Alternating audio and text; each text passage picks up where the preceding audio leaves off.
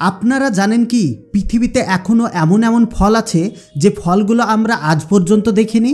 আর এই ফলগুলো যারা দেখেছে এবং খেয়েছে তারা এই ফলগুলো কোথায় আবাদ করা হয় এবং কিভাবে আমাদের মার্কেটে আসে এটা কিন্তু আমরা কেউ জানি না। পৃথিবীতে এমন এমন গাছ আছে যে গাছগুলো থেকে সুন্দর সুন্দর ফল পাওয়া যায় এবং তার সাথে সাথে সে গাছ থেকে সুন্দর সুন্দর আসবাবপত্র তৈরি করা হয়।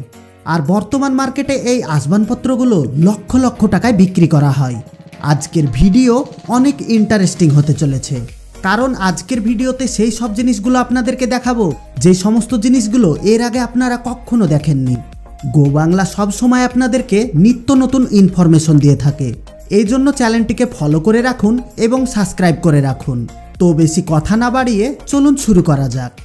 এই ফলটির নাম ফিঙ্গার লিমন বা বুদ্ধ হ্যান্ড নামে জানা যায়। এই ফল থেকে দামি দামি কেক তৈরি করা হয়, কিভাবে সেটাই দেখব। এই ফলকে সর্বপ্রথমে মিষ্টির সেরাতে সিদ্ধ করা হয়। সিদ্ধ করা কাজ কমপ্লিট হয়ে গেলে ওর ওপরে আবার গুঁড়ো চিনি ঢেলে দেওয়া হয়। তারপর ওপর থেকে হালকা করে পুড়ে কালো করা হয়। তারপর কিছুদিন সূর্যের আলোতে এগুলোকে ভালোভাবে শুকানো হয়। তারপর বড় বড় ঘড়ার মধ্যে এগুলোকে প্যাকিং করে অনেক দিন রেখে দেওয়া হয়। এই ফল ঘড়ার মধ্যে কয়েক মাস থাকার ফলে ব্ল্যাক ফ্লেভারে পরিবর্তন হয়ে যায়।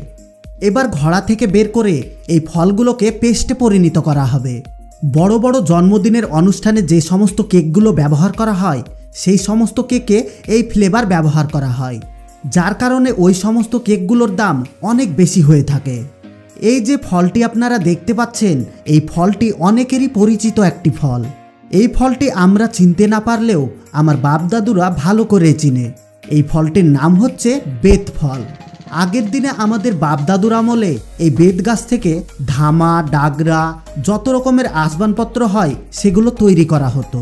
কিন্তু বর্তমানে ভারত আর বাংলাদেশ থেকে এই বেত গাছ আস্তে আস্তে বিলুপ্ত হয়ে যাচ্ছে, কারণ এটা অনেক পরিশ্রমের কাজ, যার কারণে এখানকার মানুষ এগুলো এখন আর করছে না। কিন্তু বর্তমানে ভিয়েতনাম, চীন, জাপান এবং মালয়েশিয়াতে এই বেত গাছের চাষ প্রচুর পরিমাণে করা হচ্ছে। তারা এই বেত গাছের চাষ করে প্রতি বছর লক্ষ লক্ষ টাকা আয় করছে। এই বেত ফলের ওপরের খোসাটা কচ্ছপের শক্ত খোলের মতো, আর এই ফলের স্বাদ হালকা টক মিষ্টি লেচুর মতো। ভিয়েতনাম এবং চীনে এই ফল থেকে তারা প্রচুর পরিমাণে আচার তৈরি করে। তাছাড়া এই ফল থেকে বিভিন্ন ধরনের কসমেটিক ক্রিম তৈরি করা হয়। এই ফল থেকে কিভাবে ক্রিম তৈরি করা হয় যদি আপনারা জানতে চান তাহলে অবশ্যই আমাকে কমেন্ট বক্সে কমেন্ট করে জানাবেন। আপনাদের কমেন্টের অপেক্ষায় থাকবো এবং নেক্সট পার্ট বানাবো। এবার চলুন দেখা যাক এই বেত গাছ থেকে কিভাবে দামি দামি জিনিসপত্র তৈরি করা হয়। ভিয়েতনাম, চীন এবং জাপানে এই বেত গাছের কোয়ালিটি সব থেকে ভালো হয়। এই গাছের বয়স যত বাড়ে গাছ তত লম্বা হয় এবং পুরো গাছের ওপরের অংশে আসে বিষাক্ত কাঁটা থাকে। তারা এই বেতের জঙ্গলে গিয়ে ওপরের বিষাক্ত অংশটাকে ছাড়িয়ে ভিতরের অংশটাকে কালেক্ট করে নিয়ে আসে। তারপর এই বেতের ডালগুলোকে রোদ্রে ভালোভাবে কয়েকদিন শুকানো হয়। এবার এই গাছগুলোর সাইজ অনুযায়ী এগুলোকে আলাদা আলাদা করা হয়। এই বেত গাছগুলো যখন শুকানো কমপ্লিট হয়ে যায় তারপর আর একটা মেশিনের সাহায্যে গোল গোল করে আলাদা আলাদা লেয়ার তৈরি করা হয়। এই বেত গাছের ডাল কতকটা প্লাস্টিক এবং রাবারের মিশ্রণের মতো। এই জিনিসের তৈরি যে কোনো আসবাবপত্র অনেক দিন পর্যন্ত টিকে থাকে। এবার এই সমস্ত বেতের লেয়ারগুলো গোল গোল লোহার চাকতির মধ্যে গোল গোল করে জোড়ে রাখা হয়। তারপর চাকতিগুলো পরপর মেশিনের উপর রেখে দেওয়া হয়। তারপর মেশিন নিজে থেকে বিভিন্ন ডিজাইনের আসবাবপত্র তৈরি করে দেয়। চীনের সুন্দর সুন্দর আসবাবপত্র থেকে শুরু করে দোলনা, চেয়ার, টেবিল, সোফা আরও নানান ধরনের জিনিস এই বেত গাছ থেকে তৈরি করা হয়, যার কারণে দেখতে অনেক সুন্দর লাগে। এমনকি লেডিস ব্যাগ থেকে শুরু করে জুতো, বেল্ট সব কিছুই তৈরি করা হয় এই বেত গাছ থেকে। এবার হয়তো নিশ্চয় বুঝতে পেরেছেন চীনের জিনিসপত্র কেন এত সুন্দর হয়। এই বেত গাছের মূল্য আমাদের ভারত এবং বাংলাদেশের মানুষ বুঝতে পারেনি, কিন্তু চীন, জাপান, মালয়েশিয়া এই সব দিকে তারা এই গাছের চাষ করে কোটিপতি হয়ে গেছে। এই যে ফলটি আপনারা দেখতে পাচ্ছেন এই ফলটির নাম হচ্ছে অ্যাপ্রিকটস। বর্তমানে আমাদের ভারত এবং বাংলাদেশের বড় বড় শপিং মলগুলোতে এই ফল প্যাকেটে কিনতে পাওয়া যায়। এই ফলের আবাদ সব থেকে বেশি সাউথ আমেরিকায় হয়ে থাকে। তাছাড়া ইরানে এই ফলের কোয়ালিটি সব থেকে ভালো হয়। এবার চলুন দেখে আসি এই ফলগুলো আমাদের কাছে আসা পর্যন্ত ফ্যাক্টরিতে কি কি প্রসেস করতে হয়। সর্বপ্রথমে ফলগুলোকে গাছ থেকে পেড়ে নেওয়া হয়, তারপর রোদ্রে খুব ভালোভাবে ফলগুলোকে শুকানো হয়। যেভাবে আঙুর শুকিয়ে কিশমিশ তৈরি করা হয় ঠিক সেই রকম প্রসেস।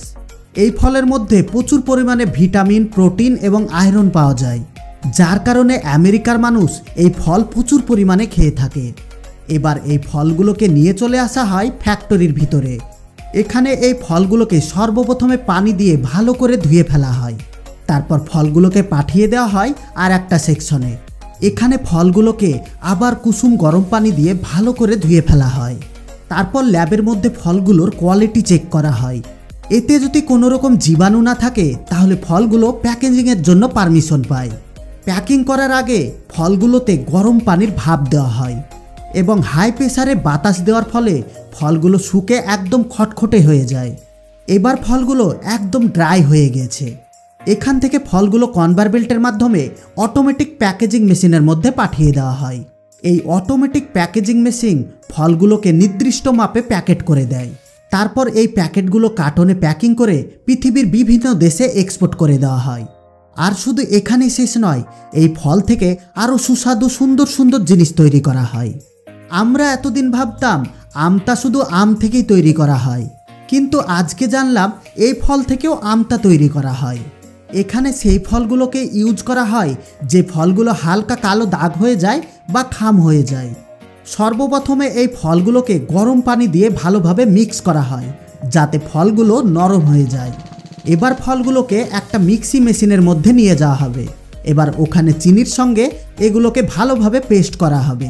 এবার এই পেস্ট একটা ছাঁচের মধ্যে ঢেলে দেওয়া হবে, আর এই ছাঁচে অটোমেটিকলি এইরকম একটা লেয়ার তৈরি হয়ে যায়। এবার হয়তো আপনারা নিশ্চয় বুঝতে পেরেছেন, শুধু আম থেকে আমটা তৈরি হয় না, এই ফল থেকেও আমটা তৈরি করা হয়। আজকের ভিডিও আপনাদেরকে কেমন লাগলো অবশ্যই কমেন্ট করে জানাবেন। আর এই ধরনের কোনো নতুন ফলের সন্ধান পেলে অবশ্যই আমাকে জানাবেন। সেই ফলের সম্পূর্ণ ইনফরমেশন সহ আপনাদেরকে ভিডিও উপহার দিব। আর বন্ধুরা, সব লাস্টে জরুরি কথা, আমরা যেন এর থেকে আরও সুন্দর সুন্দর ভিডিও বানাতে পারি, এজন্য ভিডিওতে একটা লাইক দিয়ে ভিডিওটি বন্ধুদের সঙ্গে শেয়ার করুন। আর আপনি যদি আমাদের চ্যানেলে নতুন হয়ে থাকেন তাহলে চ্যানেলটিকে সাবস্ক্রাইব করে অল নোটিফিকেশন সিলেক্ট করে রাখুন, যাতে পরবর্তী ভিডিও আপলোড করার সঙ্গে সঙ্গে আপনি সবার আগে দেখতে পারেন। এতক্ষণ পর্যন্ত সঙ্গে থাকার জন্য আপনাদেরকে অসংখ্য ধন্যবাদ।